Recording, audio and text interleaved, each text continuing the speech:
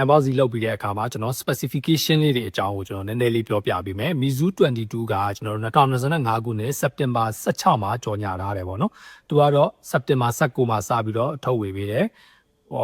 ဖုန်းရဲ့ weight ကတော့190 gram ပဲရှိတယ်တော်တော်လေးပေါ့တယ်ဘေး quality အနေနဲ့ကကြတော့ glass frame ရဲ့ aluminum frame ရဲ့ပေါ့နော်sim ကတော့ nano sim နှစ်ခုရမယ် IP66/68 dust and water resistance ဆိုပြီးတော့ပါတယ် display မှာကျတော့ LTPO OLED ကိုမှ 120Hz ပဲ HDR 10+ 1800 nit high brightness မှုရပြီးတော့6000 nit peak brightness မှုရမယ် size အနေနဲ့ကကျတော့ 6.3 inch ပဲရှိတယ် resolution ကတော့ 1200x2680 pixel density ပါပြီးတော့မှ screen ratio ကတော့ 20:9 ratio နဲ့ platform ကတော့ကျွန်တော်တို့ Android 15 အခန့်ကိုမှာ Flyme AIOS 2နဲ့လာမယ် chipset အနေနဲ့ကကျတော့ Snapdragon 8 Gen 4 nanometer chip ပေါ့နော်